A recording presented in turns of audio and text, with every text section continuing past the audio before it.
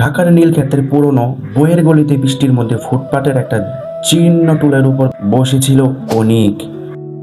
বয়স 22-23, চোখে একটা সুতো দিয়ে বাঁধা সস্তা চশমা। অনিকের শরীর ভিজলেও তার পুরো নজর প্লাস্টিকের ব্যাগে মুড়িয়ে রাখা সার্টিফিকেটের দিকে, যাতে জল না লাগে। পলিটেকনিক থেকে পাশ করে গত 1.5 বছর ধরে সে একটা চাকরি খুঁজছে। অনেকের পকেটে একটা ডায়েরি আছে, যার শেষ পাতায় লেখা একটি মেয়ের নাম, নীলা। অনেক ভেবেছিল চাকরি পেলেই তার কষ্টের গল্পটা বদলে যাবে, কিন্তু বাস্তব জীবনে যে কত নির্মম তা সে জানতো না।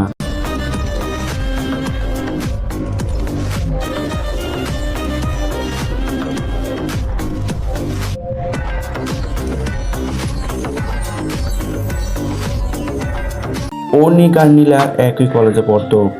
নীলা ছিল শহরের এক ধনী পরিবারের মেয়ে, যার বিলাসবহুল জীবনের সাথে অনিকের সাদা মাটা জীবনের আকাশ পাতাল তফাৎ ছিল। অনিক নীলাকে মনে মনে ভীষণ ভালোবাসলেও নিজের ছেঁড়া জুতো আর মলিন শার্টের দিকে তাকিয়ে কোনোদিন মুখে বলার সাহস পায়নি।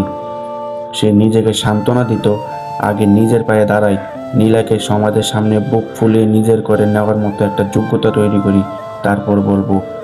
নীলা অনিককে খুব ভালো বন্ধু ভাবত। যখনই নীলার মন খারাপ হতো বা বয়ফ্রেন্ডের সাথে ঝগড়া হতো, সে মাঝরাতে অনিককে ফোন করে কাঁদত। অনিক তার টিউশনির সামান্য টাকা থেকে নিজের দুপুরের খাবার বাঁচিয়ে নীলাকে তার প্রিয় চকলেট কিনে দিত। ঘন্টার পর ঘন্টা ধানমন্ডি লেকের পাড়ে দাঁড়িয়ে থেকে নীলার হাজারটা অভিমানী কথা শুনতো। অনিকের ভাঙ্গা চশমার সাধারণ জামা কাপড় দেখে নীলা মাঝে মাঝে বন্ধুদের সামনে একটু লজ্জিত হতো, হালকা উপহাসও করত। কিন্তু অনিক চশমাটা ঠিক করতে করতে শুধু মুচকি হাসতো, কোনোদিন কিছু গায়ে মাখতো না। সে ভাবতো নীলা অত্যন্ত বিপদের দিনে তার পাশে তো আছে।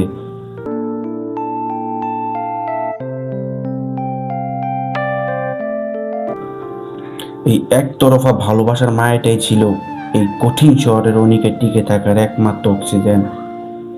দিন যেতে লাগলো, ক্যালেন্ডারের পাতা উল্টাতে লাগলো। অনেকের ইন্টারভিউর পর ইন্টারভিউ কেটে যায়, কিন্তু কোথাও কোনো চাকরি হয় না।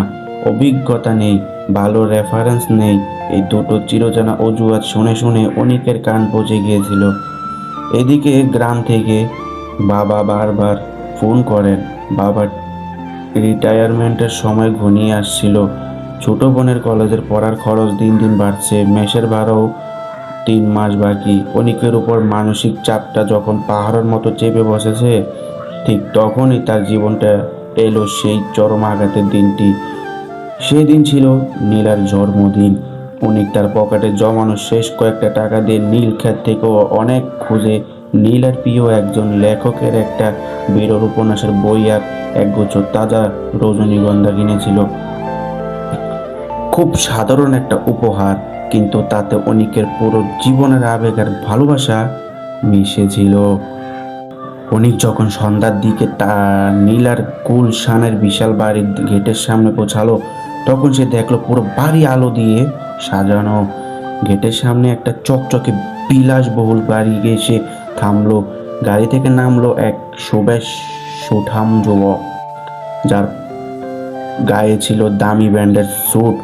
সে গাড়ি থেকে নেমে নীলার হাতে আইফোনের লেটেস্ট মডেলের একটা বক্স তুলে দিল। নীলা খুশিতে আত্মহারা হয়ে সেই যুবকের হাত ধরে হাসতে হাসতে বাড়ির ভিতরে চলে গেল।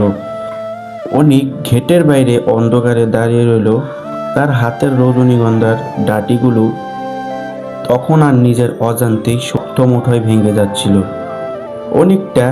খানিকটা পরে নীলা কোনো প্রয়োজনে বাইরে এসে গেটের পাশে অনিককে দেখে বেশ অবাক হলো। অনিক যখন কাঁপাকাঁপি হাতে তার আনা বই আর ফুলগুলো এগিয়ে দিল, নীলা চারপাশটা একটু দেখে নিয়ে একটা কৃত্রিম তাচ্ছিলের হাসি দিয়ে বলল, থ্যাঙ্কস অনিক, তবে এসব পুরনো বই আর ফুল রাখার মতো জায়গা এখন আর আমার ঘরে নেই রে। তোকে একটা কথা বলা হয়নি, ও হচ্ছে রাফসান। লন্ডনে ব্যারিস্টারি শেষ করে এসেছে। ওর বাবার বিশাল বিজনেস। আমাদের ফ্যামিলি থেকে আমাদের বিয়েটা ফাইনাল করে ফেলেছে। নেক্সট মান্থে আমাদের এনগেজমেন্ট। নীলা খুব সহজভাবে যেন অত্যন্ত মামুলি একটা কথা অনিককে বলে ভেতরে চলে গেল। কিন্তু অনিকের মনে হলো তার মাথার উপর আকাশটা ভেঙে পড়েছে এবং মায়ের নিচের পিচ ঢালা রাস্তাটা এক নিমিষে ধসে গেছে। সে বুঝলো এই ব্যস্ত শহরে আবেগের কোনো মূল্য নেই। এখানে মানুষের মন চাপা হয় না, মাপা হয় তার পকেটের সাইজ আর ব্যাংকের ব্যালেন্স দিয়ে। ফুল আর বইটা রাস্তার পাশের ডাস্টবিনে ছুঁড়ে ফেলে দিয়ে অনিক সেদিন রাতে প্রচণ্ড বৃষ্টিতে ভিজতে ভিজতে তার আজিমপুরের মেসে ফিরেছিল। তার পুরো শরীর ঠান্ডায় কাঁপছিল, কিন্তু তার বুকের ভেতরের আগুনটা তখন ধাউ ধাউ করে জ্বলছিল। নিজেকে তার এই পৃথিবীর সবচেয়ে বড় ব্যর্থ ও অপদার্থ মানুষ মনে হচ্ছিল। মেসের অন্ধকার ঘরে সিঙ্গেল খাটে শুয়ে সে যখন চোখ দিয়ে নোনা জল ফেলছিল, ঠিক তখনই তার ভাঙ্গা ডিসপ্লের ফোনটা একটা মেসেজ টোন বেজে উঠল।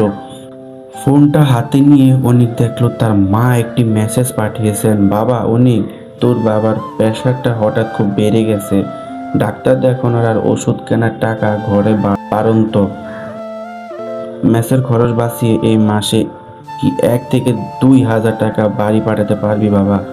মেসেজটা পড়ে অনিকের বুকটা যেন এক নিমিষে ঝাঁঝরা হয়ে গেল।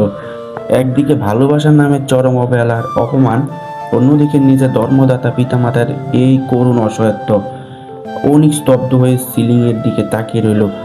সে বুঝতে পারলো সে এতকাল একটা কাল্পনিক মায়ের পেছনে ছুটে নিজের আসল দায়িত্বটা ভুলে গিয়েছিল। যে মেয়েটা তাকে তার ভাঙ্গা চশমার সামান্য আর্থিক অবস্থার জন্য ন্যূনতম সম্মান দিতে পারলো না, তার জন্য চোখের জল ফেলা কত বড় বোকামি। অথচ তার বড় বাবা মা এখনো গ্রামে বসে তার দিকে চাতক পাখির মতো তাকিয়ে আছেন, ভাবছেন ছেলে বড় ইঞ্জিনিয়ার হয়ে একদিন তাদের সব দুঃখ ঘুষিয়ে দেবে। অনেক সেদিন রাতে বিছানা থেকে উঠলো, টেবিলের উপর থেকে তার সে ডায়েরিটা নিল এবং নীলার নাম লেখা, নীলার স্মৃতি বিজড়িত প্রতিটা পাতা একটা একটা করে ছিঁড়ে কুটি কুটি করে জানালা দিয়ে বাইরে বাতাস উড়িয়ে দিল। সে নিজের চোখের জল মুছে আয়নার সামনে গিয়ে দাঁড়ালো।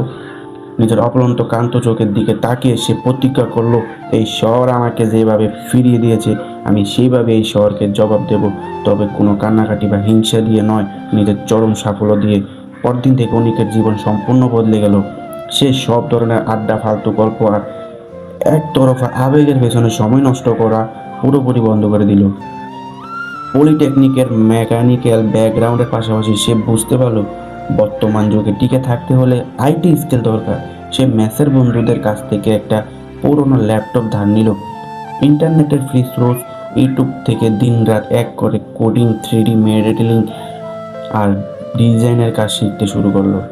শুরুর প্রথম স্নেক বাইটের মতো 6টা মাস ছিল নরকের মতো কঠিন।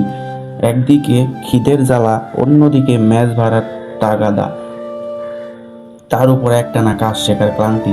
অনেক রাতে যখন তার চোখ দুটো ঘুমে বুঝে আসতে চাইত, তখন তার চোখের সামনে ভেসে উঠত নীলার সেই তাচ্ছিল্যের হাসি আর মায়ের সে ওষুধের টাকার মেসেজটা।